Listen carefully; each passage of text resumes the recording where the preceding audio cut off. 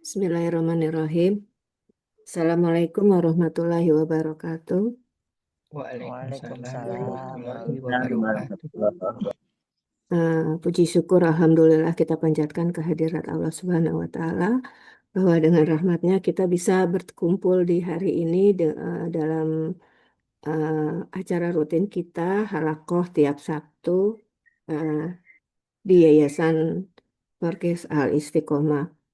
Alhamdulillah kita semua diberikan kesehatan sehingga kita bisa berkumpul di pagi ini. Langsung aja ya Umi. Hari ini materi kita adalah tentang hadis keutamaan bermurah hati, berjiwa besar dan lemah lembut. Itu saya akan bacakan kalam ilahinya surat Ali Imran ayat 133. A'udzubillahi minasyaitonirrajim. Allazina yunfikuna fis-sarra'i wal-dharra'i wal-kadhimina al-ghaidha wal-'afina 'anil nas.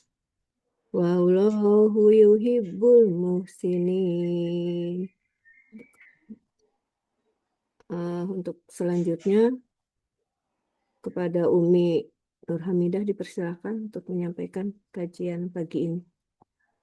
Baik. Bismillahirrahmanirrahim. Jazakillah khair Bu Eka yang sudah diamanahin 2 aktivitas pagi ini ya. Semoga Allah limpahkan kebaikan, keberkahan untuk kita semuanya. Izin mengawali ibu-ibu semuanya. Bismillahirrahmanirrahim. Assalamualaikum warahmatullahi wabarakatuh. Waalaikumsalam Waalaikumsalam warahmatullahi wabarakatuh. Innal hamdalillah nahmaduhu wa nastahdi wa nasta'inuhu wa nastaghfiruhu wa na'udzu billahi min syururi anfusina wa min sayyiati a'malina. May yahdihillah fahuwal muhtad wa may yudlilhu falan tajida lahu waliyyan mursyida. Ashhadu an la ilaha illallah wahdahu la syarika lah wa ashhadu anna Muhammadan abduhu wa rasuluhu la nabiyya wa la rasula ba'dah. Allahumma salli wa sallim wa barik ala habibina wa syafi'ina wa maulana Muhammadin sallallahu alaihi wasallam. Ibu-ibu yang dirahmati Allah, nikmat yang Allah karuniakan kepada kita luar biasa. Ini sudah hari Sabtu lagi, berarti waktunya berjalan. Nikmat Allah yang diberikan kepada kita sepekan. Semoga Allah lapangkan amal solih kita. Semoga dimudahkan. Dan semoga sepekan yang sudah berlalu itu menjadi timbangan amal kebaikan. Semoga ilmu yang kita dapatkan di waktu-waktu sebelumnya itu jadi baterai ya, seperti yang pembahasan sebelumnya, bahwa ilmu yang kita dapatkan itu nanti jadi lentera. Maka ilmu-ilmunya ya menjadi baterai-baterai kita di perjalanan kita yang panjang menuju Allah Subhanahu wa Ta'ala. Menjadi hujah di hadapan kita, yang membela kita, yang menolong kita kelak ketika dihadapkan kepada mahkamah Allah Subhanahu wa Ta'ala. Salawat dan salam kita curahkan pada baginda Rasulullah Sallallahu Alaihi Wasallam, karena dengan kasih sayang Rasulullah pagi ini kita mau belajar lagi, kita mau ngaji lagi, kita mau belajar bagaimana Rasulullah itu begitu sayangnya kepada umatnya. Kita selami ilmu-ilmunya, kemudian kita pahami kalam sabda-sabdanya, setiap kalimat yang muncul dari lisan beliau, setiap tindakan yang beliau lakukan, kemudian setiap perkara yang beliau diamkan, artinya disetujui oleh beliau, maka semuanya itu adalah sebuah kebaikan. Semuanya itu mengantarkan kepada kita menjadi manusia yang kelak mulia di hadapan Allah, Dan saat ini kita hidup di dunia ini menjadi mulia di hadapan manusia. Mari kita awali agar lebih berkah dengan ucapan basmalah. Bismillahirrahmanirrahim. Baik, ibu-ibu tadi diawali dengan surah Ali Imran. Surah Ali Imran ayat ke-134. Nah, kita tadaburi dulu nih.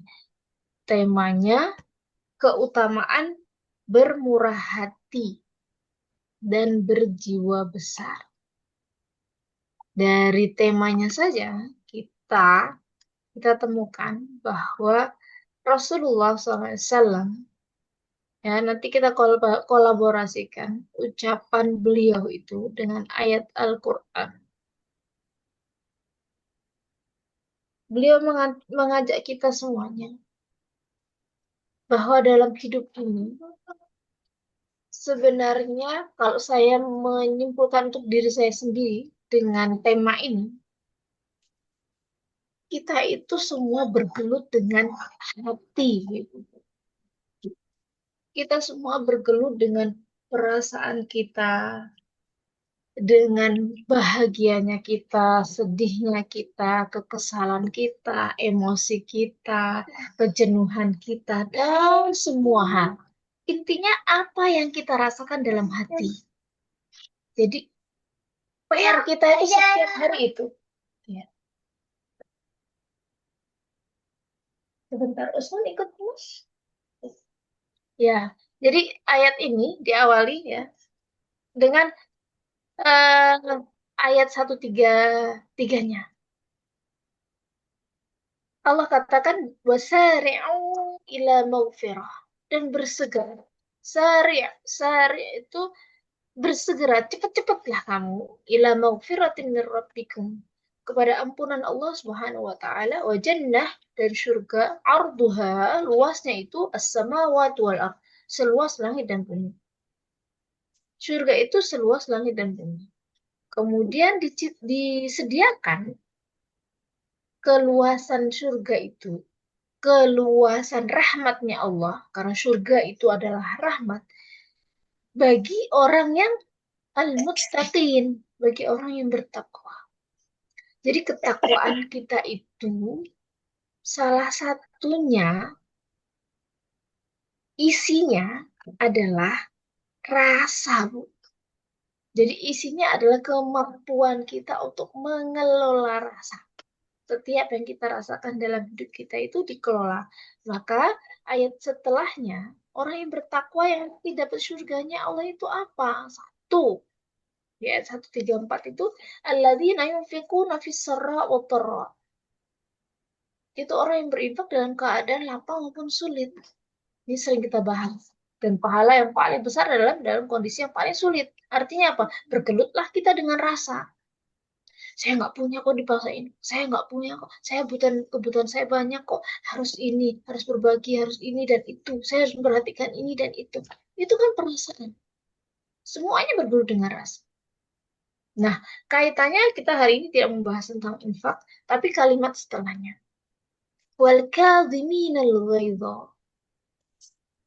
Rasa berikutnya yang nanti membukakan jalan kita di hadapan Allah dengan mendapatkan surga adalah al-kadhiminal ghaidha, yaitu orang yang menahan amarahnya. Kita itu kalau ibu-ibu kalau sudah marah itu kekontrol nggak sih, Bu? Kadang nyerocos aja kan ya. Bahkan orang yang ngeliat kita, kalau saya anak-anak saya itu sampai ketawa kalau saya udah marah gitu ya, karena mereka begini-begini itu saya udah marah itu mereka udah ketawa. Karena kita kadang marah itu tidak terkontrol lagi. Kita pengennya ini, tapi anak-anak kita tuh pengen begini. Kita pengen ini, tapi pasangan kita tuh pengen begini gitu. Ya akhirnya emosi. Rasa lagi ternyata. Wal kadhiminal ghaidha itu artinya orang yang menahan amarahnya. Tapi makna khusus dalam ayat ini adalah menahan amarah dalam posisi kita itu boleh marah. Harusnya kamu marah. Boleh kamu melampiaskan kemarahanmu, tapi kamu mampu menahan itu. Kalau dalam bahasa Arab, al-kadhimin al-ghaid itu kayak toples.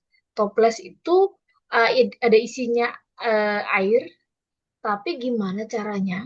Air kita ibaratkan dengan sebuah kemarahan. Air yang ada di toples, lalu kita tutup rapat dengan tutupnya. Kita putar sampai air itu tidak menetes, air itu tidak bocor, air itu tidak merembes. Ditahan dia di dalam toples itu. Itulah al-kadhimin al-ghaid. Sebenarnya airnya emang boleh-boleh aja ngalir. Karena memang sifatnya air itu mengalir. Karena sifat manusia itu mudah marah. Boleh aja mengalir, boleh aja marah. Kalau memang itu sesuatu yang benar-benar menyinggung, boleh marah. Tapi Allah perintahkan di sini adalah al-kadhimin al-ghaidh, mampu ditahan. Kayak air tadi. Di dalam toples ditutup rapat, dibolak-balik juga ya orang ngomongin gini, kamu kan boleh marah, kamu boleh ini, dan seterusnya. Kita tahan. Maka pahala yang Allah siapkan itu surga seluas langit dan bumi di ayat 134-nya. Jadi poin pentingnya adalah rasa. Apa? Ya, rasa di hati kita itu yang bergejolak itu kita bahasanya kita empat gitu, kita tahan gitu, jangan sampai kita marah. Kemudian rasa berikutnya yang Allah ajarkan dalam ayat ini adalah wal afina 'anil nas. Al-afina itu artinya memaafkan manusia. Orang kalau sudah mampu memaafkan manusia itu udah ada di level tinggi. Pernah kan ngerasain, dan pasti setiap kita pernah merasakan kekecewaan. Pasti pernah merasakan kekesalan karena perbuatan orang lain terhadap diri kita.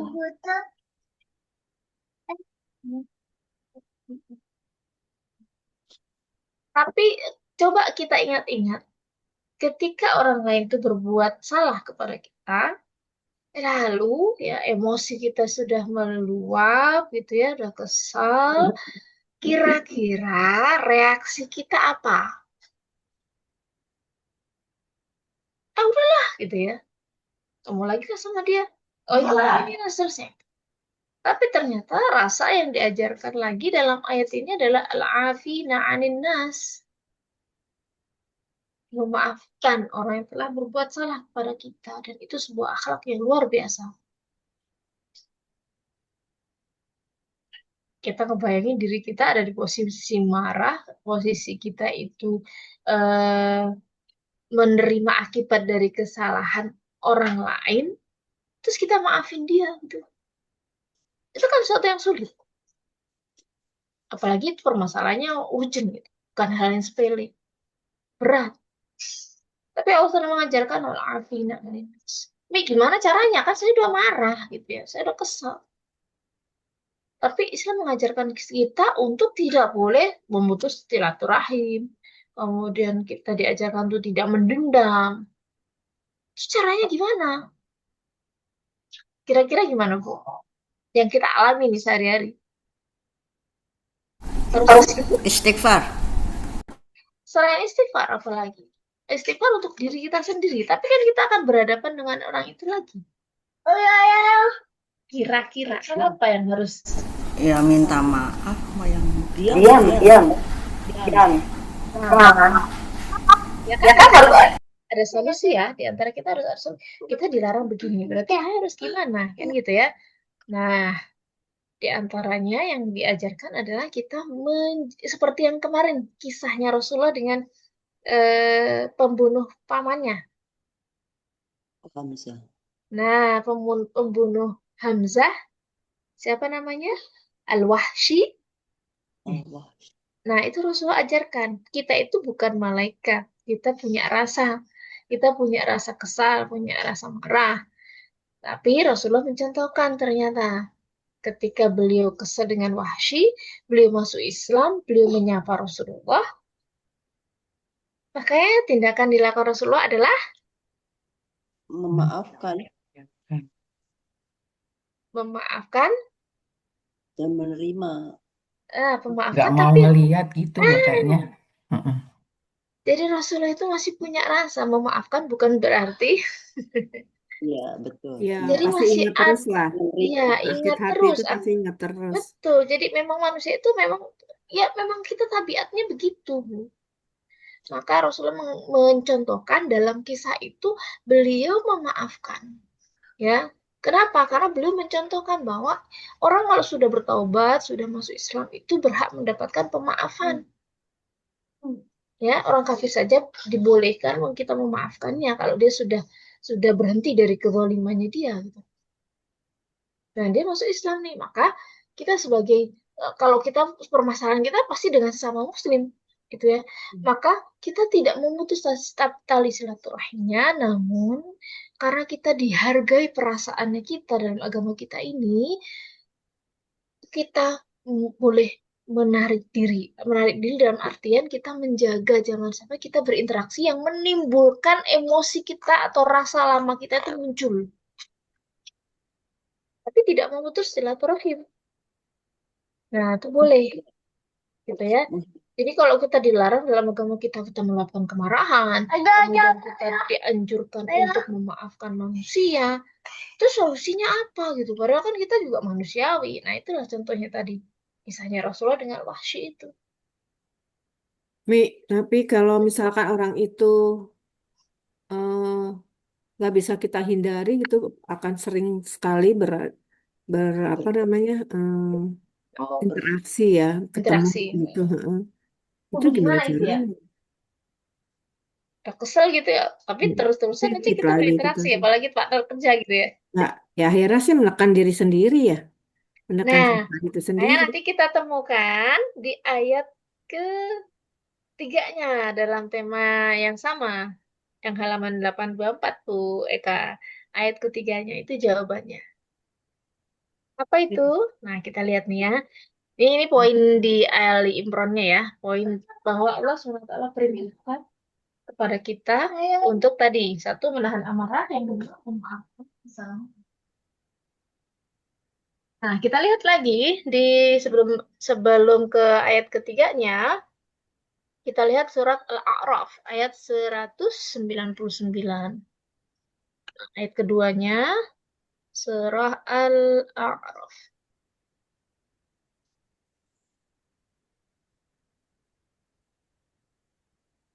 Di situ dikatakan, nah, khudhil afwa wa'mur bil urfi wa a'rid 'anil jahilin. Nah, ini ada panduannya lagi nih. Kalau kita mau ngejaga perasaan itu bagaimana nih? Gitu. Pertama, Allah perintahkan khudhil afwa. Nah, jadilah engkau pemaaf. Wa'mur bil urfi, dan suruhlah orang mengerjakan yang ma'ruf. Wa'aruf 'anil jahilin, dan berpalinglah dari orang-orang yang bodoh. Nah, ayat ini perintah Allah SWT kepada Rasulullah SAW. Ini berarti pasti ada ayat sebelumnya dong ngebahas apa. Nah, kita lihat di sini. Ayatnya itu adalah isinya tentang dakwah Rasulullah SAW kepada orang-orang Quraisy. Nah, berarti kan ini ngadepin yang orang yang bebal nih. Kebodohannya, kemudian keingkarannya, dan macam-macam lah sikap mereka menolak agama Allah. Maka Allah memerintahkan pada Rasulullah, jadilah engkau pemaaf. Ayat ini, kalau kita lihat asbabun nuzulnya adalah masih perang Uhud. Kisah Rasulullah dengan Wahsy tadi juga perang apa? Perang Uhud kan ya. Nah, ayat ini turun ketika perang Uhud, kaum muslimin itu mendapatkan kekalahan karena ketidakpatuhannya para sahabat pasukan kaum muslimin atas perintah Rasulullah SAW. Allah merintahkan pada Rasulnya untuk memaafkan para sahabat yang melanggar perintah. Khudil afa. Jadilah engkau pemaaf. Maafkan mereka. Wa'mur bil 'urf. Dan suruhlah orang mengerjakan yang ma'ruf. Ma'ruf itu yang baik. Yang Allah ridho. Artinya apa? Satu, kalau kita di keseharian itu berinteraksi dengan orang yang membuat hati kita itu kesal, kemudian kita kena akibat kebodohannya dia, ada eh, hal yang harus kita lakukan yaitu suruhlah mengerjakan yang ma'ruf. Berarti di sini ada anjuran untuk mengingatkan, anjuran untuk menasehati bahwa yang dilakukan salah, supaya kesalahan dia itu tidak berulang ke kita. Jadi nggak misalnya orang yang berbuat salah ke kita terus ini begitu aja. Ada sesi di mana kita harus mengingatkan bahwa oh itu salah, jangan diulangi gitu. Jadi kita tidak diam menerima akibat saja. Iya. Iya. Iya. Iya, iya. Itu sama. Sebentar. Oh iya, ini tidak mau. Itu sama. Oh iya. Sebentar ini. Ini T-Rex, ini T-Rex. Iya. Iya. Ini stego. Aja. Ini Tirano. Iya, bonekanya mana bonekanya? Oh, bonekanya itu bisa itu tuh T-Rex-nya. Oh, itu. Nah, jadi di sini ada kesempatan sekali lagi kita itu nggak diam gitu. Ingetin bahwa itu salah dengan cara yang ma'ruf, ma'mur bil 'urf, dengan cara ma'ruf. Kata ma'ruf itu artinya cara yang benar, cara yang tidak menyakiti, dengan cara yang baik. Kemudian wa'rid 'anil jahilin. Nah, orang dikasih tahu bebal, dablek gitu. Maka wa'rid 'anil jahilin, berpalinglah daripada orang-orang yang bodoh. Mana di sini apa? Kalau kita itu berada dalam lingkungan yang seperti itu, maka anjurannya adalah kita menghindari diri untuk banyak berinteraksi dengan orang yang bodoh. Caranya gimana? Kita ada di komunitas itu nggak bisa pergi. Jadilah kita manusia yang baik dan memberi manfaat. Apa maksudnya? Menjadi manusia yang baik. Kita tidak terbawa keburukan dia. Kita tidak meniru kebiasaan buruknya dia. Yang kedua yang kita lakukan adalah kita memberi kemanfaatan. Karena dengan cara itu, ya di sekitar kita ini orangnya kan dalam tanda kutip maaf ini kalimatnya di ayat ini wa'rid anil jahilin. Orang-orang yang bodoh. Bodoh maknanya itu nggak tahu ilmunya. Bodoh ya acuh tak acuh gitu ya. Nah, kita itu dianjurkan untuk menjadi orang yang baik dan memberi kemanfaatan. Karena dengan cara itu kita mengurangi populasi orang-orang yang bodoh. Bisa dipahami, Bu? Jadi kalau di lingkungan itu sama nih, kita membalas dengan hal yang sama. Nanti populasi kebodohannya makin banyak. Maka yang harus kita lakukan ya tadi, berusaha tetap menjadi baik. Sebagaimana ayat di surat Fussilatnya ini, yang ayat ketiganya. Kita lihat ya, apa yang harus kita lakukan gitu yang pertanyaannya. Kalau ada di situ berinteraksi terus sama dia gitu kan. Nah, kita lihat surat Fussilat di ayat ketiganya ini halaman 824, Fussilat ayat 41.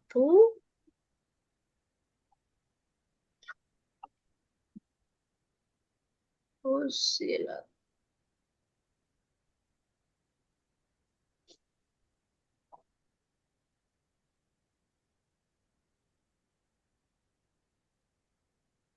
Ayat 34 ya, 34. Ayat ke-34.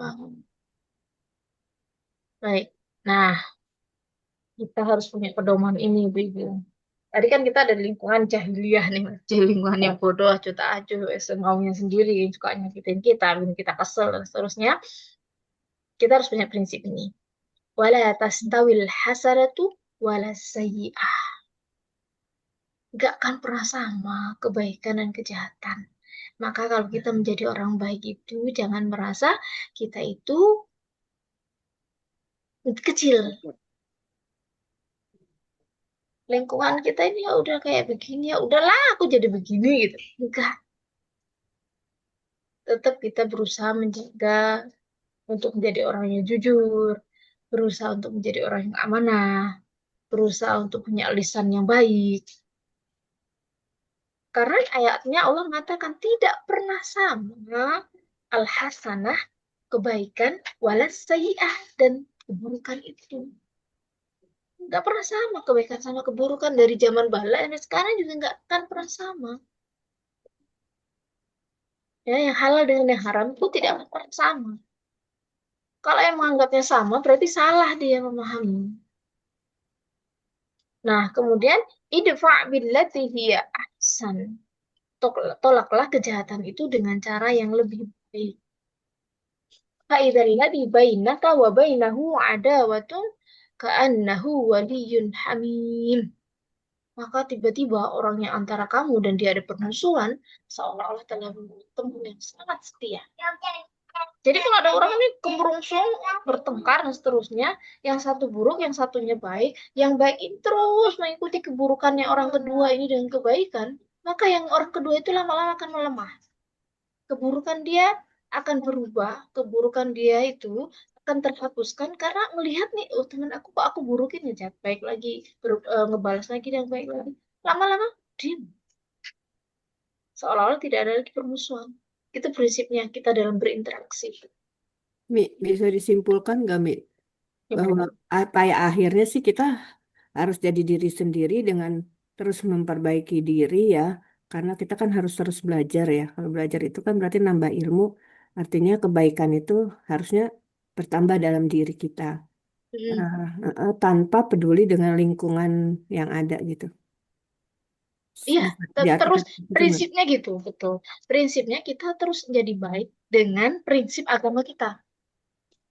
Ya jelas Jadi, koridornya agama. koridornya kan jelas nih. Oh, agama kita ngelarang ini, kita ngelarang ini dan seterusnya. Terus, kita nggak boleh cuek. Tadi, lingkungan kita ini kagak ada benernya. Sejauh mana, sekuat apa kita bisa merubah kemampuan kita ada di tingkat mana? Misalkan semaksimal yang kita bisa mengingatkan, oh ini salah. Meskipun mungkin tanggapannya, reaksinya kan orang itu cenderung ngetawain kita kalau jam sekarang. Kalau saya misalnya di lingkungan kerja biasanya suka dicandain gitu. Oh masa sih gitu dan seterusnya. Itu harus disampaikan supaya apa? Bahwa ada yang salah. Ada upaya untuk kita lakukan, ada hujah kita lah Bu, di hadapan Allah bahwa kita itu sudah berupaya untuk mengingatkan. Jadi prinsip yang tadi Bu Eka sampaikan betul, bukan berarti maknanya kita cuek dengan sekitar kita. Sudah ada upaya. Pun kalau ternyata nggak ada hasilnya, minimal upaya kita itu menjadi hujah, menjadi alasan kita di hadapan Allah, membela diri kita bahwasanya ya Allah aku nggak tinggal diam ya Allah.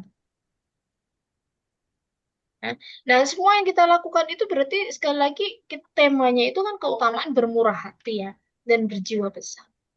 Maka yang kita geluti itu rasa, sekali lagi rasa dan itu paling berat.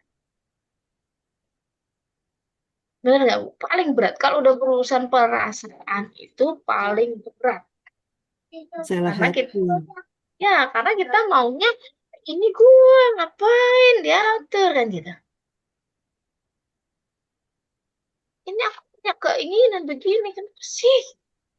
Pasti harus dikekang. Kenapa harus ada batasan? Kenapa harus ini dan seterusnya? Itu yang selalu kita tangi gitu. Selalu kita rasa, ya Allah, aku pengen rehat pagi ini Sabtu gitu ya. Harus online sebenarnya. Harus belajar lagi. Itu rasa. Ya Allah, aku punya aktivitas banyak gitu pagi ini. Aku harus ini itu. Kalau kita memperturutkan itu nggak masalah karena memang itu udah aktivitas kita. Tapi kita mengalahkan ego kita terus kan. Oh, saya harus meluangkan waktu. Jadi ternyata kebaikan-kebaikan yang kita kumpulkan itu, Bu, paling banyak itu adalah tentang rasa. Bagaimana kita manage rasa kita itu supaya dia ridho dengan ketetapan Allah, supaya dia itu ridho dengan aturannya Allah dan Rasulnya. Gitu terus. Kita diuji dengan apa? Ya, itu yang kita perangi pertama kali adalah rasa. Saya ngalamin begitu. Kalau kita diuji dengan apa, berarti yang kita perangi pertama kali adalah rasa. Dan rasa itu yang menentukan action berikutnya. Gitu ya. Jadi bersyukur kita belajar hadis ini supaya apa? kita bisa manage rasa yang kita punya. Biar rasanya itu benar. Maka kalau temanya bermurah hati, maka kita dilapangkan hati kita. Kita akan belajar dalam hadis ya, dalam uraian hadis-hadis dari yang pertama hadis terakhir, kita akan belajar bagaimana Rasulullah itu memberi panduan kepada kita. Pun misalnya nanti kalau kita menemukan dalam setiap hadisnya itu, kok aku kayaknya nggak bisa deh begini. Nah, di situ kita menata. Kok ini begini sih ya? Oh, berarti saya disuruhnya begini. Maka itulah betapa Rasulullah SAW itu cintanya kepada kita.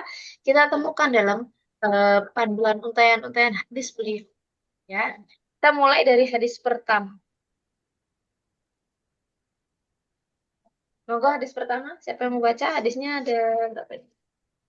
11 kalau nggak salah. Oh, kita mulai dari hadis pertama, Ibu.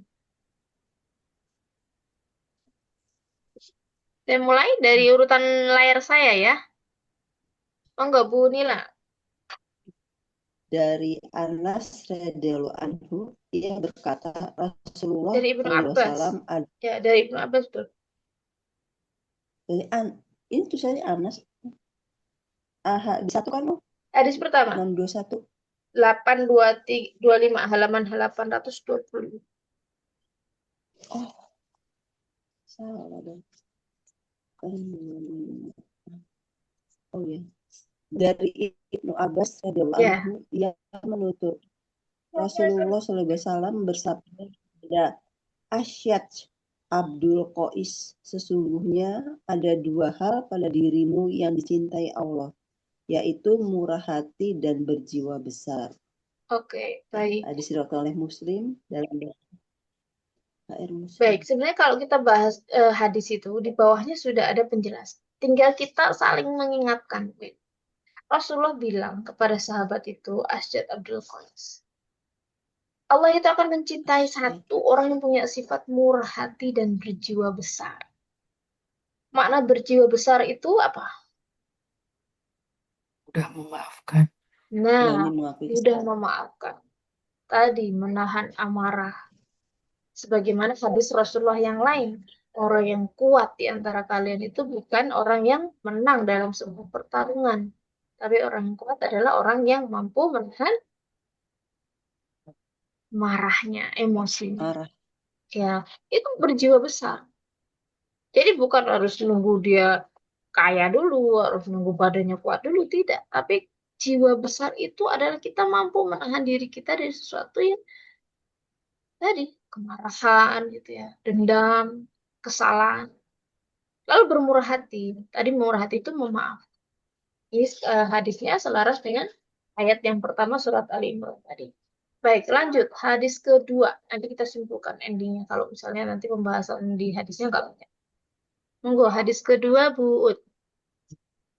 Dari Aisyah radhiyallahu anhu, ia Radhiyallahu anha. Aisyah radhiyallahu anha, ia menuturkan Rasulullah Shallallahu Alaihi Wasallam pernah bersabda, sesungguhnya Allah itu maha lembut dan menyukai kelembutan dalam segala hal. Oke, kelembutan. Nah, perempuan itu identik dengan lembut. Kita itu identik dengan lembut. Namun, kelemah lembutan itu bukan hanya miliknya perempuan. Karena di ayat ini, di hadis ini, Allah itu maha lembut. Sangat baik. Kelembutannya, kebaikannya, kasih sayangnya, itu nggak melihat gender. Jadi, baca hadis ini, kita berusaha untuk ada di posisi ini. Meniru Asmaul Husnanya Allah, Ar-Rafiq, Rifqu, itu lemah lembut. Jadi, peduli sama orang. Allah itu punya sifat lemah lembut. Kelemah lembutannya Allah itu menunjukkan kasih sayangnya Allah kepada manusia, kepada makhluknya yang lainnya. Maka kita juga belajar itu. Muslim itu diajarkan untuk punya kepedulian. Muslim itu diajarkan untuk punya rasa kasih sayang. Lanjut, hadis ketiga. Bu Wati, Bu Eka dulu dari deretan layar saya.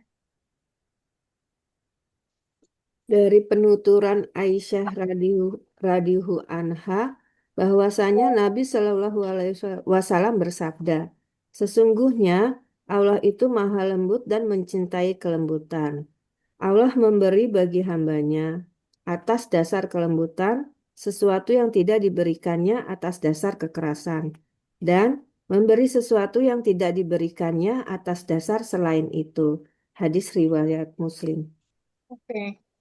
Hadisnya kita memahami bahwa Allah punya sifat maha lembut dan mencintai kelembutan.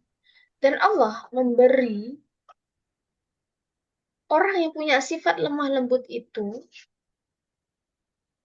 orang punya sifat lemah lembut, nanti Allah akan kasih yang tidak sama dengan orang yang tidak punya sifat itu. Contoh, kira-kira kalau dalam keseharian kita itu punya sifat lemah lembut, maka berdasarkan hadis ini, pasti Allah akan membalas setiap kelemah lembutan kita itu dengan keburukan atau kebaikan, Bu? Kebaikan. Kebaikan pasti. Teknisnya nih, contoh lagi. Di rumah, kita punya sifat lemah lembut. Maka, orang di isi rumah kita pasti akan menerima dampak lemah lembutnya kita. Suasana di rumah pasti Tenang. tenang, nyaman. Nyaman. Coba kalau kita nggak lemah lembut, Iya, ngomel langsung. gitu. Seisi rumah pasti Panas. itu contoh sederhana hadis ini. Kelemah Begitu. lembutan yang kita rasakan, yang kita lakukan, itu dampaknya akan balik ke kita. Contoh lagi, yang tadi ayat pertama itu kita dianjurkan untuk menahan amarah, kemudian memaafkan orang lain. Bayangkan ketika kita emosi, lalu kita luapkan emosi kita. Orang saya boleh marah. Kenapa saya harus menahan diri? Diluapkanlah kemarahan itu. Dampaknya bisa kebayang dong. Keributan berikutnya, masalah baru. Tapi bagaimana Rasulullah SAW itu mengajarkan kepada kita, gak usah begitu. Coba ya kalau akhlak ini dimiliki sama pemimpin-pemimpin kita. Damai Indonesia. Bukan dibalas dengan meme yang lain. Coba kita lihat di media sosial itu, kenapa sampai netizen itu hebohnya luar biasa. Karena ungkapan kebaikan, ungkapan pengingatan yang baik itu tidak dibalas dengan kebaikan. Bertambahlah permasalahan baru, ketidaknyamanan. Padahal mah poinnya bukan minta ganti presiden ya, Bu ya. Poinnya pengen perbaikan. Tapi ternyata responnya nggak ditanggapi dengan sebuah kebaikan. Ini contoh ya.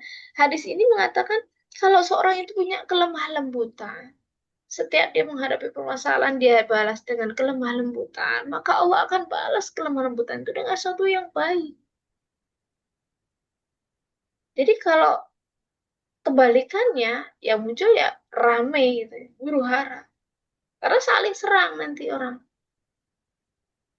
Nah, umat Islam itu sekarang ada di posisi di mana kita itu berusaha untuk melakukan kelemah lembutan, tidak dibalas dengan kebaikan, malah apalagi balasan dengan hal yang lain gitu ya, muncul fitnah yang baru, muncul hal yang ini macam-macam. Akhirnya apa? Tidak mampu kita mengendalikan diri, muncullah kemudian reaksi berikutnya. Padahal kalau kita sama-sama memahami ini, Masya Allah, pernah terjadi di masa Umar bin Khattab. Umar bin Khattab kedatangan seorang tamu yang ingin mengadu. Mengadu itu pengen menyampaikan unek-uneknya gitu ya, kesal sama Umar. Lalu orang ini pakai orang dalam, karena sulit bertemu dengan Umar. Lalu Umar membolehkan si fulanah, ibu-ibu gitu ya, ngomong, masuk menemui Umar. Dia menyampaikan kekesalan, bahwa Umar, bahwa engkau itu tidak amanah, engkau itu begini, begini, begini. Dikritik sama seorang ibu. Umar marah. Memang karakternya Umar itu pemarah. Karena masuk Islam, dia mampu menjadikan kemarahan itu terkendali. Umar marah kepada orang yang mengkritik dia bahwa dia tidak amanah, dia begini, dia tidak adil. Ternyata apa? Ketika itu, dalam kondisi marah itu, si ibu ini yang mengadu kepada Umar itu, dia mengingatkan dengan ayat tadi. Surat, tadi dia ayat yang kedua itu. Surat Al-A'raf ayat ke 199 tadi. Khudil afwa wa'mur bil urfi wa'arid anil jahilin. Seorang ibu ini mengatakan, wahai Umar, Allah itu berfirman, berilah maaf dan suruh orang mengerjakan ma'ruf dan berpaling dari orang yang Jadi dia ngajuin dalil gini. Seketika itu apa yang dilakukan Umar? Dia beristighfar. Persangkaannya Umar bahwa dirinya itu dianggap tidak adil, tidak amanah dan seterusnya itu, ya, dia menerima kritik itu enggak egonya dia awalnya egonya dia didahulukan, tapi ketika orang yang dipimpinnya atau rakyatnya itu mengingatkan, dia tersadar dan beristighfar. Maka apa yang didapat? Masa kekhilafahannya Umar bin Khattab itu dicintai oleh rakyatnya. Karena kelemah lembutan yang dia harus dimunculkan. Ini berkaitan dengan hadis ketiga ini ya, bahwa setiap kelemah lembutan kita, kalau dari kisahnya Umar itu levelnya adalah levelnya negara pada saat itu, kita pun bisa mempraktekkan itu, ibu-ibu. Kalau ibu lihat banyak postingan seorang ibu itu, kalau dia memiliki sifat lemah lembut, maka akan terjaga rumah tangganya. Nah, kita praktekkan itu, maka pasti damai rumah itu. Betapa banyak rumah itu yang kacau, yang berteriak sana, berteriak sini. Suami istri saling berteriak. Kenapa? Karena nggak ada kelemah lembutan. Semuanya saling ego. Ngeri kan kita kalau di dalam rumah itu ada yang berteriak, ngatain satu dengan menyeramkan. Maka Allah ajarkan dalam hadis Rasulullah SAW ini, kelemah lembutan itu yang akan dibalas kecuali dengan kelemah lembutan pula. Maka ayo kita belajar untuk mengasah lisan kita ini untuk senantiasa berlemah lembut. Jangan sampai lisan kita ini pedes. Lanjut hadis keempat. Wati, monggo.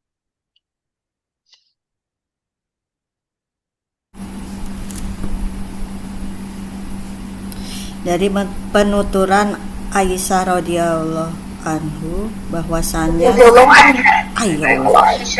radhiyallahu anha bahwasanya Nabi Shallallahu Alaihi Wasallam bersabda, sesungguhnya sifat lemah lembut itu bila berada pada sesuatu pasti menghiasinya, dan bila lepas dari sesuatu pasti memperburuknya. Hadis riwayat Muslim. Baik. Ini saya buat lagi mantul suara. Nah, oke. Di suara Bu Wati tadi tuh gemak bisa ya? Iya, gemak. Oke. Hadis keempat ini selaras dengan hadis ketiga, bahwa kelemah lembutan itu adalah sebuah hiasan, sebuah perbuatan. Kalau diikuti dengan kelemah lembutan, maka pasti akan memperbaiki perbuatan itu. Contoh, kalau kita berinfak, cara memberi dihiasi dengan sebuah kebaikan berupa cara meletakkan pemberian itu dengan cara yang baik, itu dampaknya berbeda dengan cara memberikan dengan cara yang buruk. Iya. Maka kelemah lembutan, baik dalam berbagi, baik dalam bersikap, itu menjadi sebuah tazyin, menjadi sebuah perhiasan, suatu yang menjadikan perbuatan biasa itu menjadi wah. Contoh ibu dengan tetangga, ibu ngasih makanan ke tetangga, ibu memberinya dengan kelemah lembutan, dengan senyuman. Beda dengan, nih gue nganterin ya, karena lu kemarin nganterin, nih gue kasih ya.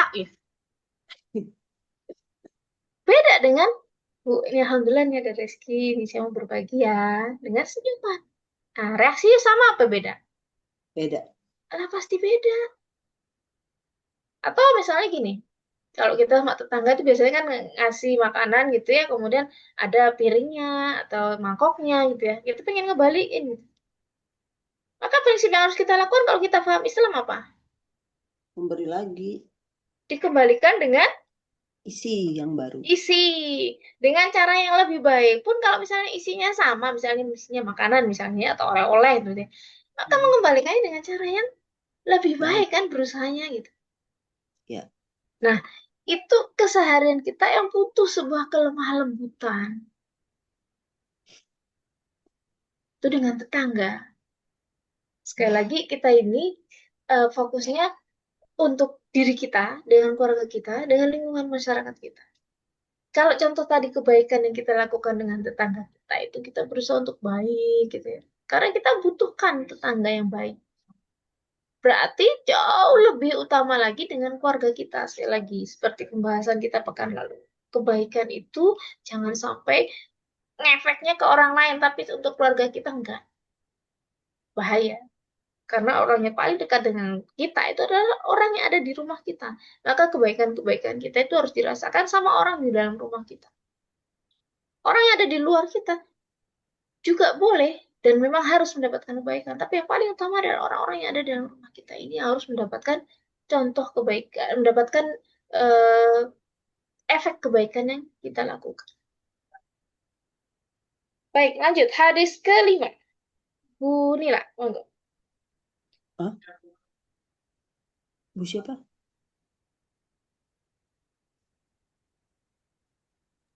Bu Nila bukannya udah? Udah Bu Nila. Bu Nila udah ya? Udah, Bu. Tadi Sama, Nila. urutan saya siapa ya? Sebentar, tadi Bu Ut, Bu Elkon. Wati. Oh, oke, Wati. oke. Bu ini. Oh, urutan di layar saya geser. Bu Budi, mangga Budi. Dari Abu Hurairah radhiyallahu anhu, ia menuturkan, pernah ada seorang badui kencing di masjid. Karena itu para sahabat hendak mengeroyoknya. Lalu Nabi SAW bersabda, biarkan saja dia dan siramkan seember air pada air kencingnya. Sesungguhnya kalian diutus untuk memberi kemudahan dan tidak diutus untuk mempersulit. Hadis radhiyallahu Bukhari. Oke. Ini contoh yang sering disampaikan bahwa seorang muslim itu, nah, kudu baik. Tapi hadis ini jangan dipakai untuk yang tidak pada tempatnya. Rasulullah SAW menyikapi sikap orang Badui itu yang dia membuang hajatnya atau membuat najis di dalam masjid karena satu, kebodohannya, ketidaktahuannya. Beda dengan orang yang tahu tapi sengaja naruh kotoran di masjid. Makanya sikapnya Rasulullah itu memaksa pada sahabat untuk tidak melakukan keburukan kepada orang Badui itu karena dia nggak tahu bahwa orang Badui itu kalau zaman dulu itu orang hidup di pedalaman, kemudian dia tidak tahu ilmunya, dia baru datang ke Madinah, kencing sembarangan. Gitu. Nah kalau zaman kita sekarang beda. Poin pentingnya di hadis ini adalah kelemah lembutan. Bahwa kita itu dalam agama kita itu diajarkan kebaikan, disuruh kita melakukan kebaikan. Ketika kita melakukan kebaikan itu, jangan sampai kita menyakiti orang lain. Harus tahu orang yang kita hadapi itu orangnya ngerti atau enggak. Tapi kalau kita baru ketemu nggak ngerti, oh maka yang kita lakukan adalah berprasangka baik. Ini sahabat Nabi juga Kenapa dia pengen mengeroyok orang Badui? Karena dia berpikirnya sudah berprasangka buruk. Ini orang nggak tahu diri, gitu kan. Tapi Rasulullah mengajarkan kita untuk senantiasa berprasangka baik terhadap orang yang melakukan keburukan. Maka caranya ya dihapus dulu itu najisnya, keburukannya itu apa kencingnya itu dibersihkan dulu. Baru tindakan berikutnya. Gitu. Jadi dakwah itu adalah memberi ruang kemudahan dengan berpositif thinking menghadapi orang yang kita ajak ngobrol gitu. Kita hadap orang yang ada di hadapan kita yang melakukan keburukan, kita berpositif thinking, oh dia nggak tahu, maka kita ingatkan. Tapi cara mengingatkannya ternyata apa? Kesalahannya kalau contohnya di sini air kencingnya dibersihkan dulu, nggak ngomel dulu. Jadi penyebab orang marahnya itu dibersihkan dulu. Berarti kalau keseharian kita misalnya kalau kasusnya dalam hadis ini, kalau keseharian kita yang pernah ibu rasakan apa misalnya?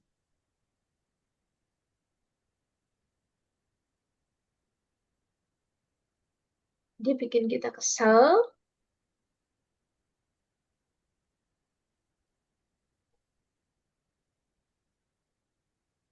apa misalnya? Ada yang ngalamin? Gak ada ya? Alhamdulillah berarti ya. Yang keseharian kita nggak ada yang nggak kena kezoliman sih. Kalau orang Badui ini kan dia zolim ya. Bisa dibilang kategori zolim orang dia kencing di masjid itu. Tapi ternyata Rasulullah mengajarkan, oh bukan kezoliman itu, ketidaktahuan. Iya, Ya. tidak. Lanjut, hadis ke-6. Bu Dewi, monggo.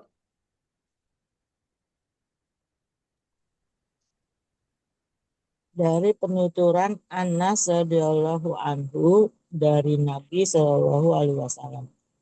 Beliau Shallallahu alaihi wasallam bersabda, "Permudahlah dan janganlah mempersulit. Kondisikanlah orang-orang untuk mencintai kebaikan, bukannya membuat mereka lari dari kebaikan." Hadis muttafaq alaihi. Hadis ini diriwayatkan Iya. oleh Bukhari dalam tema al-ilmu. Ini sering saya baca nih, Bu. Oke. Orang permudahlah, Nah, maka kita Pak memudahkan. yassiru wala tu'assiru itu prinsip Ya, prinsip prinsip. kita dalam melakukan dakwah kepada orang lain. Ya. Tapi bukan untuk diri kita. Ya, contoh gini. Yassiru, permudahlah. Wala tu'assiru dan jangan persulit. Kalau kita ngajak orang lain, kasih dia kemudahan. Kasih kemudahan. Contoh misalnya apa, Bu? Ibu-ibu ngajak sesama alumni nih, mau masuk ke Fakis nih. Ajak cari kemudahan-kemudahan yang bisa mereka lakukan. Jangan diawali dengan kesulitan-kesulitan. Biar apa? Biar tertarik dulu kan gitu. Dakwah itu begitu. Kasih kemudahan dulu, biar orang itu tertarik. Wala tu'assiru dan jangan persulit. Bayangin kalau dulu dakwahnya Rasulullah SAW itu ngasih kesulitan dulu. Contoh, syariat itu pertama kali itu bukan perintah untuk sholat, bukan perintah untuk puasa, bukan perintah untuk jihad. Sulit. Tapi yang didakwakan Rasulullah pertama kali adalah ketauhidan. Tauhid dulu, kenal Allah dulu. Masa mau sholat, orang Tuhannya aja nggak kenal, kan gitu. Caranya gimana? Orang Quraisy itu dikenalkan Allah, sifat-sifat Allah. Logikanya kalau hidup itu ada kematian. Setelah kematian itu akan ada kehidupan. Kalau nggak begitu, orang hidupnya akan semaunya sendiri karena berpikir hanya hidupnya di dunia saja, tidak ada pertanggungjawaban di akhirat. Dikenalkan dulu itu akar-akarnya dulu gitu ya, akidahnya dulu, kefahaman dulu sama akidah itu. Terus eh, kita sekarang contohnya udah masuk Islam dari kita lahir. Tapi kenapa akidah itu terus kita pelajari? Karena untuk menguatkan keyakinan kita. Padahal doa Rasulullah pertama kali itu akidah dulu. Kok kita terus belajar akidah terus? Iya, karena itu menguatkan. Dalam sholat aja kita baca Al-Fatihah itu. Iya karena aku dua, iya karena stain itu akidah kita, Bu. Ya Allah, hanya kepadamu kami menyembah dan hanya kepada Engkau kami minta pertolongan. Terus kan itu diulang-ulang sebagai penguat.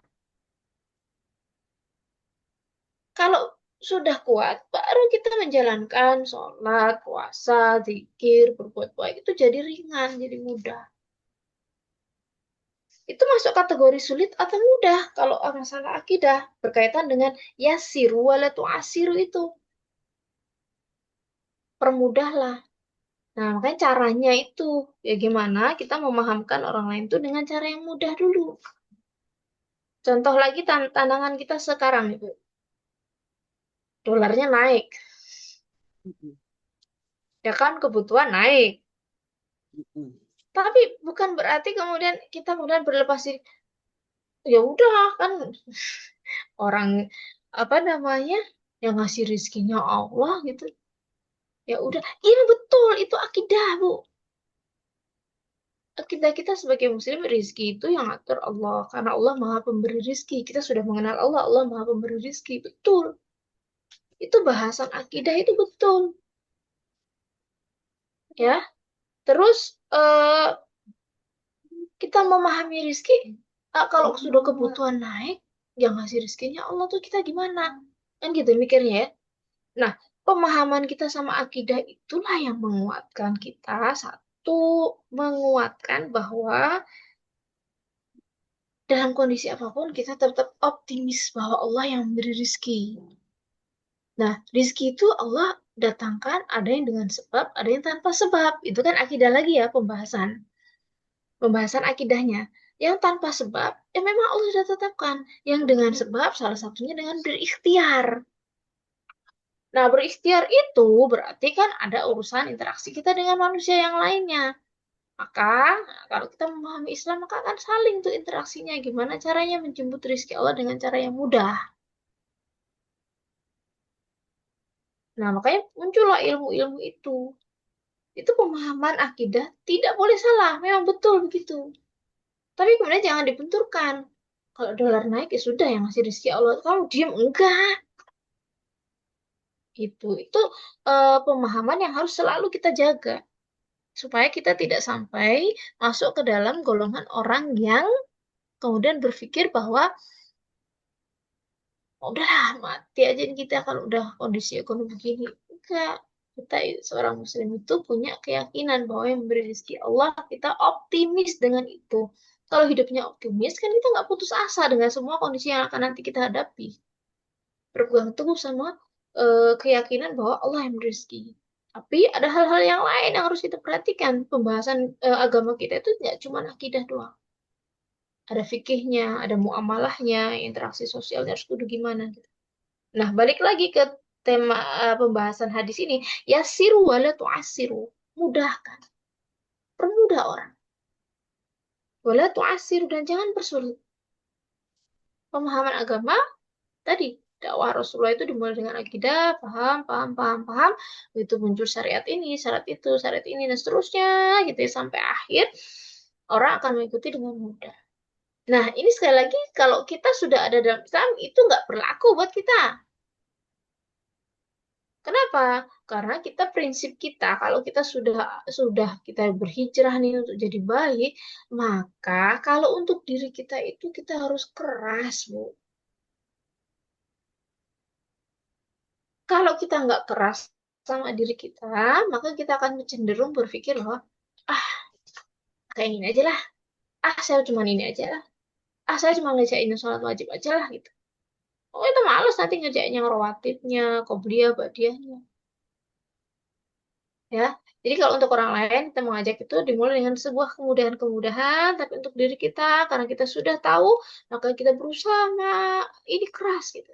Termasuk tadi yang saya idekan di awal ya, saya sampaikan, saya usulkan, ayo mulai pekan depan kita mau lagi lanjut setoran hafalan. Ya udah lama kita ngaji, paksa diri kita itu, paksa diri kita. Tapi saya memberikan ruang kemudahan. Oh, surat-surat pendek, nanti targetnya itu jeda waktunya nggak sepanjang surat-surat yang sulit. Itu ada kemudahan. Itu prinsip dakwah itu begitu.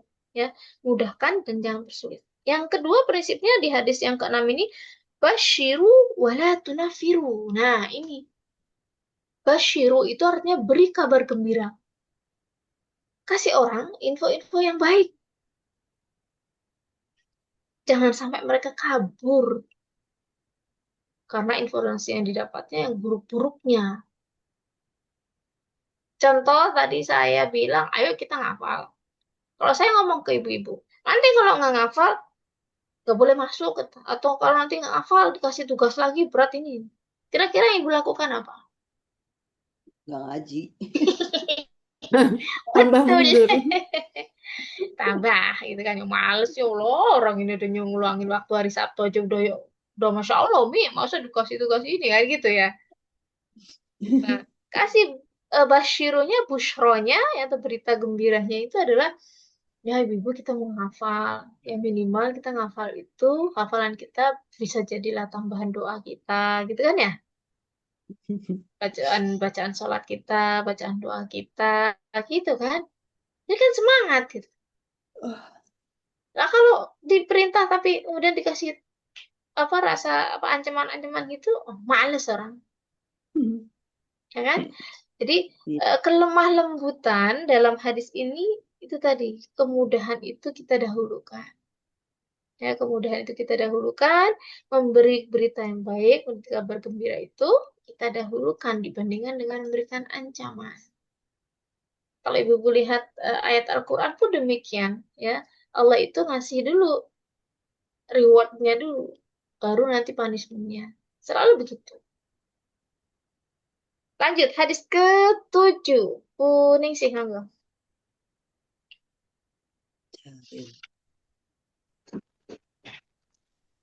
Dari Jarir bin Abdullah radhiyallahu anhu, ia berkata, aku pernah mendengar Rasulullah Shallallahu alaihi wasallam bersabda, barang siapa yang tidak punya sikap lemah lembut, berarti ia terhalang memperoleh semua kebaikan.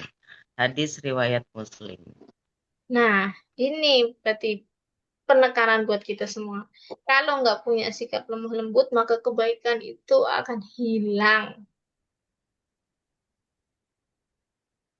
Ibu ngasih mak tetangga, tapi nggak diikuti dengan kelemah lembutan, maka balasan tetangga itu, nyakitin, nyelekit. Kita pulang-pulang bukan mas senyum. Pulang-pulang kesel. Dia aku anterin ini, malah responnya dia begitu. Berarti ada satu yang harus kita koreksi. Kebaikannya hilang. Itu contoh, ya. Jadi, kebaikan diikuti dengan sebuah kelemah lembutan, maka akan terus bertambah kebaikan-kebaikan itu. Lanjut, hadis ke-8, Bu Ida. Dari Abu Hurairah radhiyallahu anhu, ia menuturkan bahwa ada seorang laki-laki berkata kepada Nabi Shallallahu Alaihi Wasallam, nasihatilah saya. Nabi lalu berkata, jangan mudah marah. Orang itu berkali-kali mengulangi kata-katanya, dan Nabi tetap saja mengatakan, jangan mudah marah. Hadis riwayat Bukhari. Ini hadis yang familiar ya. La taghdab, faradda dan miroran. Jangan marah, diulang berkali-kali. Karena Rasulullah menasihati orang itu pemarah, gitu ya. Apakah kita masuk kategori itu? Silakan kita introspeksi diri kita. Rasulullah mengulang ya berkali-kali sebagai ungkapan bahwa kelemah lembutan itu jauh lebih aman. Kelemah lembutan itu jauh lebih mulia. Baik, hadis ke-9. Bu Hadi enggak ini bukunya? Ini Bu Hadi kan nyimak ya. Oke, hadis ke-9, tinggal berapa nih? Tinggal 9, 10, 11. Oke, 3 11, hadis sampai lagi. 11. Baik, hadis ke-9 dari Abu. Poinnya adalah Rasulullah SAW saja mengajarkan kepada kita untuk berbuat baik dalam hal menyembelih hewan. Nah, itu dengan kelemah lembutan. Maka Rasulullah menyampaikan, Allah itu mewajibkan berbuat baik dalam segala perkara. Jika kalian membunuh, bunuhlah dengan cara yang baik, artinya menyembelih. Dan jika menyembelih, sembelihlah dengan cara yang baik.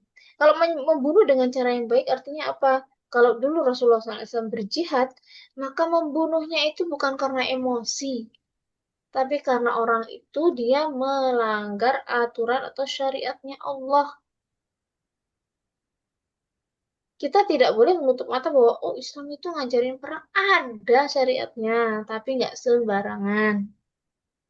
Sebagaimana dulu Imam Ali radhiyallahu anhu ketika dalam sebuah perang berkecamuk, dia temukan musuhnya, ya pedangnya itu tinggal nebas leher musuhnya, tapi dalam hatinya Ali bin Abi Thalib itu muncul keinginan bahwa, hah, kamu ini aku bunuh karena kamu ini membuat aku kesal.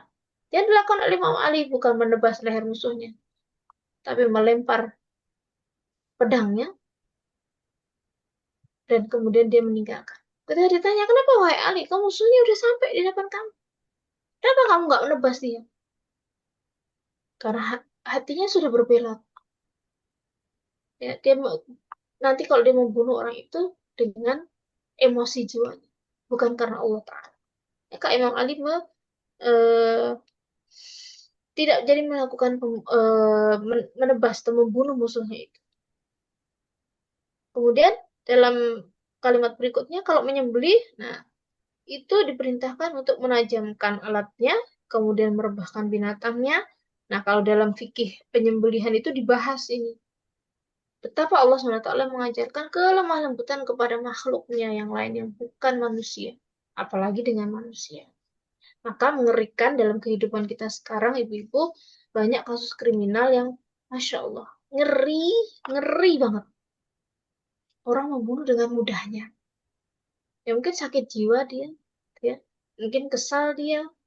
Tapi kita nggak habis pikir, kok bisa ya manusia membunuh manusia yang lain? Padahal dalam agama kita kalau menyembelih aja dengan cara yang baik. Kenapa manusia zaman sekarang kayak begitu? Berarti kan betapa jauhnya dia dari agama Allah. Kadang orang kita temukan ada kasus, oh dia orangnya soleh, dia orangnya baik, dia orangnya pakai jilbab. Tapi tiba-tiba kok ngebunuh anaknya, naudzubillah min dzalik. Karena setan begitu kuat menghantui dia, membisikkan kepada dia, dan jauhnya dia dari Allah SWT. Ya, mungkin penampilan sih kelihatan Islami gitu. Tapi betapa ternyata hatinya jauh dari zikrullah. Sehingga kejahatan itu dia lakukan. Dia lupa semua ilmunya, ya jadi begitu. Coba bayangkan ketika kita itu punya ilmu banyak. Tapi dalam satu waktu kita lupa dengan ilmu itu. Pernah nggak? Sering. Ilmu itu kita dapatkan banyak. Di otak kita itu banyak. Tapi betapa banyak ilmu yang kita miliki itu kemudian hilang. Seolah-olah ya nggak pernah dapat, nggak pernah tahu. Kenapa bisa begitu? Karena tidak menyimpan ilmu itu di dalam hatinya. Hari ini kita belajar tentang kelemah lembutan. Bisa jadi setelah liqa begini, kita habis itu nyuruh wacos ngomong macam-macam. Bisa jadi. Jadi ilmunya lewat saja gitu. Oke, kita bermohon kepada Allah, Allah manfa'na bima 'allamtana. Ya Allah, berilah kemanfaatan dari ilmu yang saya pelajari. Jangan sampai ilmu ini tentang kelemah lembutan buat saya lupa bahwa saya diajarkan untuk berlemah lembut. Kemudian hadis ke-10, Aisyah menuturkan, setiap kali Rasulullah diberi pilihan di antara dua perkara, beliau selalu memilih yang paling ringan di antara keduanya, selama bukan dalam perkara dosa. Kalau itu dosa, beliau adalah orang yang paling jauh darinya. Karena Rasulullah pun tidak pernah marah demi dirinya sendiri. Nah, tetapi beliau marah jika ada hukum Allah itu dilanggar. Nah, kemarahan itu berarti Rasulullah contohkan, di manage. Kalau untuk urusan pribadi, Rasulullah itu mencontohkan dia tidak marah. Tapi kalau sudah urusan syariatnya Allah itu dilanggar, maka kemarahan itu harus ada. Nah, kita hari ini belajar tentang kelemah lembutan, bukan berarti kemudian ketika syariat Allah itu dilanggar, kita diam aja. Karena kita berpikir, oh saya harus berlemah lembut. Enggak. Kalau sudah urusan dengan syariat Allah, maka kemarahan itu harus disampaikan dengan cara yang ma'ruf, cara yang baik. Hadis terakhir, Ibu-ibu, dari Ibnu Mas'ud, Rasulullah pernah bersabda, maukah aku beritahukan kepada kalian, orang yang diharamkan masuk neraka, artinya dapat surga ya, neraka diharamkan terhadap orang yang mencintai orang lain karena kebaikannya, yang rendah hati, lemah lembut, dan senang membantu orang lain. Nah, ini penutup hadis kita. Semoga Allah karuniakan kita kelemah lembutan. Kita senang ngebantu orang lain tanpa berpikir balasannya apa. Amin. Amin. Tanpa berpikir nanti saya kalau melakukan ini saya dapat apa. Dan itu urusan yang zaman hedonisme sekarang itu sulit, Ibu. Manusia lebih banyak berpikir kalau saya melakukan ini saya dapat feedback apa. Tapi agama kita mengajarkan kalau mau diharamkan dari neraka, senang ngebantu orang. Senang ngebantu orang dalam artian ya bantuannya pasti untuk urusan yang baik, untuk urusan yang Allah ridho, yang Rasulullah SAW cintai, buat perbuatan itu. Baik, sampai sini monggo Ibu-ibu sharing. Jika ada yang mau disampaikan. Pas jam 7. Sih, benar. Gongnya ini. Monggo Bu, kalau ada yang mau di-sharing. Mungkin ada yang kurang dari saya sampaikan, ada yang belum seret, atau mau ditambahkan, monggo. Tips mengendalikan amarah, Mi. Ya pasti harus. Tipsnya kata Rasulullah kalau berdiri suruh duduk, kan gitu ya? Itu kalau kita di dalam posisi Marah. marah dan ada di satu ruangan. Ya kan?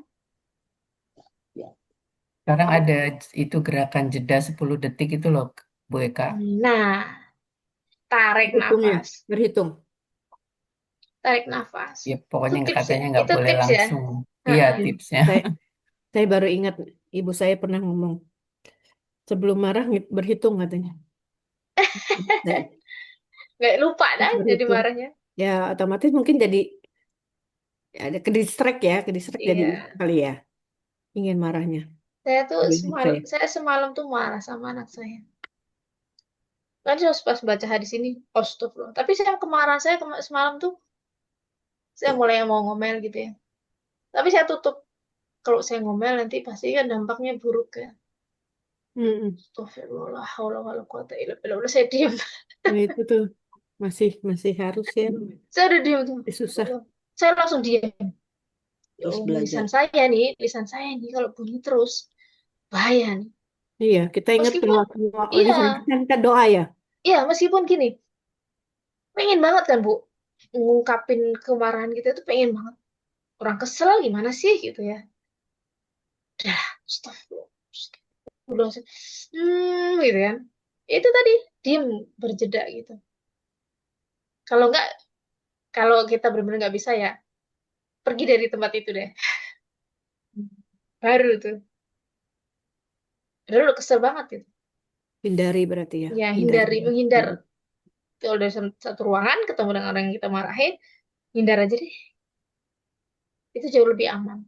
Karena akan kebaikan yang kita dapatkan. Kalau kita nyerocos, kalau saya nyerocos, itu pasti keburukan yang saya dapatkan. Ngomel terus gitu. Saya nggak ada hentinya ya.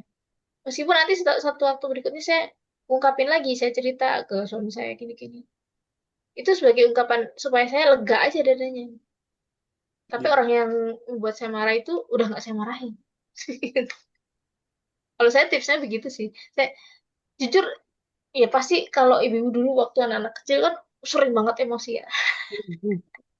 Ya Emosinya langsung ya begitu kan, nyerocos. nyocos kan ya. Nah itu yang selalu kita rasa, saya terutama saya ngerasain setiap hari itu begitu.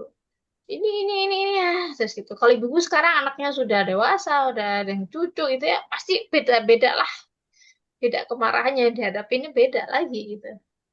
Nah, kita temukan tadi kalau Rasulullah ngasih panduannya, ini kalau berdiri ya duduklah gitu. Kalau duduk ya berbaring lah. Ambil air wudhu, kemarahan itu kan munculnya dari setan. Tapi banyak di antara kita nggak mau ambil air wudhu. Nah, iya, nggak kepikiran. Tak pikiran. Tapi kan Paling bisa, menghindar iya, aja kali ya, menghindar. beda. Jadi Benar. memang apa ya, setan itu kan dari api, memang peredahnya adalah air. Tapi betapa banyak di antara kita nggak mau ngambil langkah itu. Wah, ribet ya. Padahal sebenarnya tuh tadi sebenarnya tipsnya adalah mendistrak fokus kita kepada kemarahan itu. Menghindar. Ya, jadi kita mengalihkan pikiran kita nggak fokus kepada kemarahan itu. Cari aktivitas yang lain. Dari berdiri ke duduk itu kan proses ngedistrak gerakan kita itu ngedistrak fokus kita untuk marah Buyar.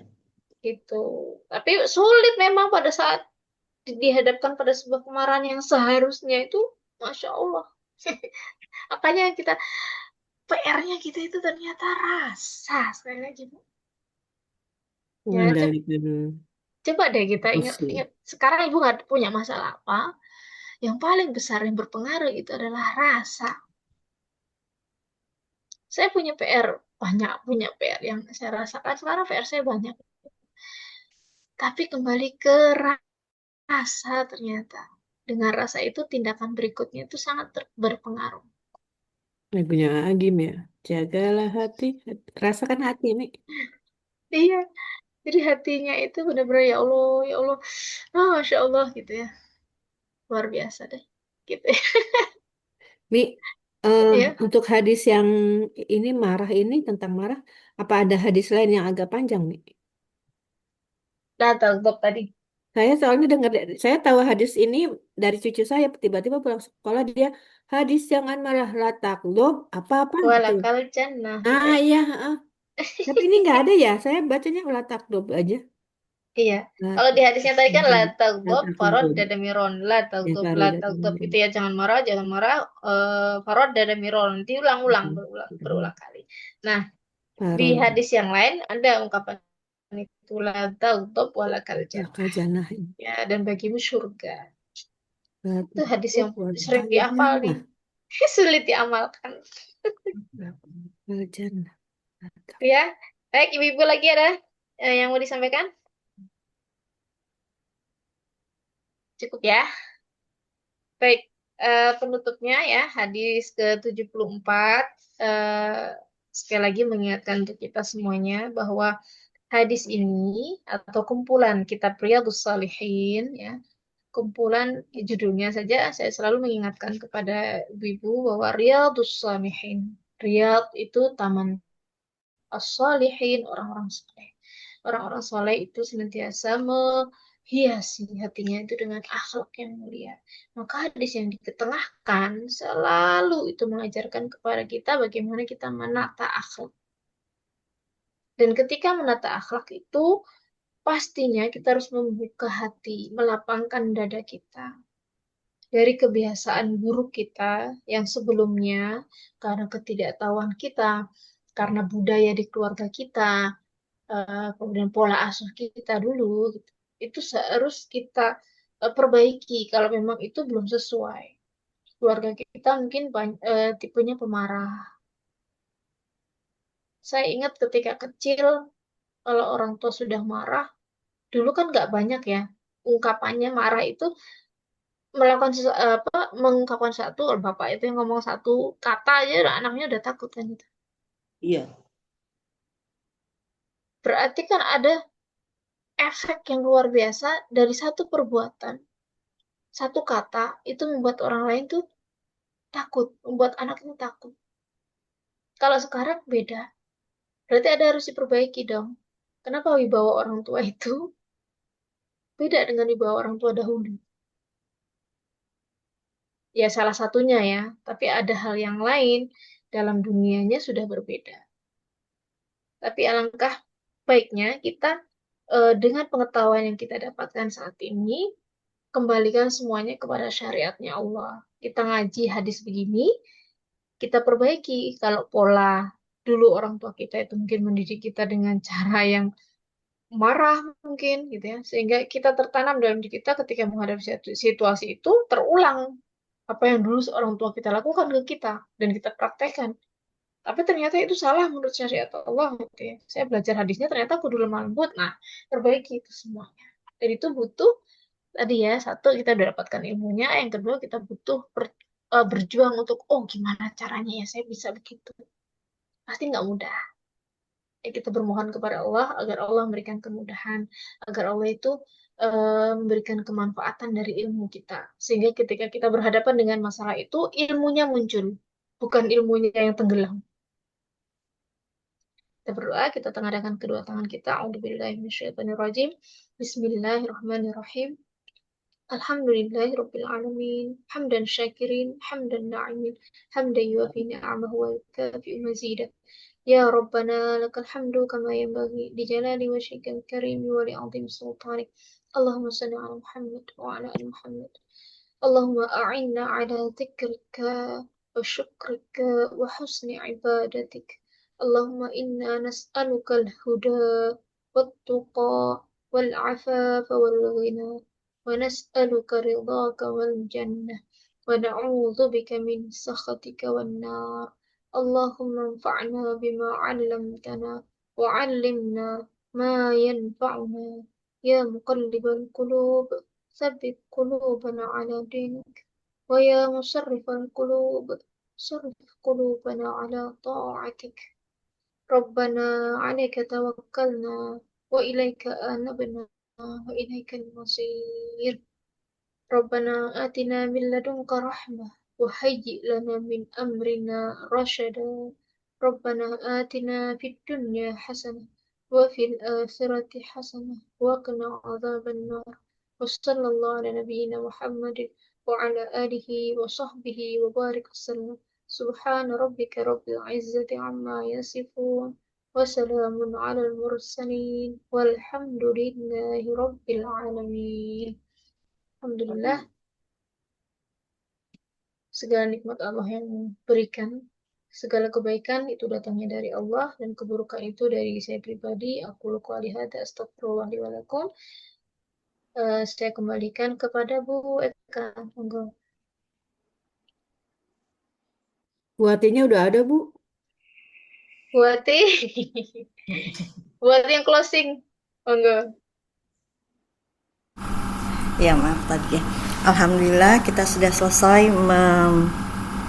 mendengarkan dan mendapat tausiah. Insya Allah kita semua menjadi insan yang lemah lembut dalam segala hal dan bersabar dalam segala hal pula. Suaranya kecil. Kayaknya udah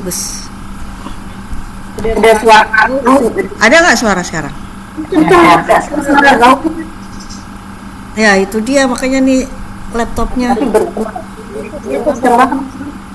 Nih langsung tutup aja. Mari kita tutup dengan membaca kafaratul majelis dan hamdalah. Alhamdulillahirrahmanirrahim. Subhanakallahumma wa bihamdika asyhadu an la ilaha illa anta astaghfiruka wa atubu ilaik. Alhamdulillah. Maaf lahir batin ya.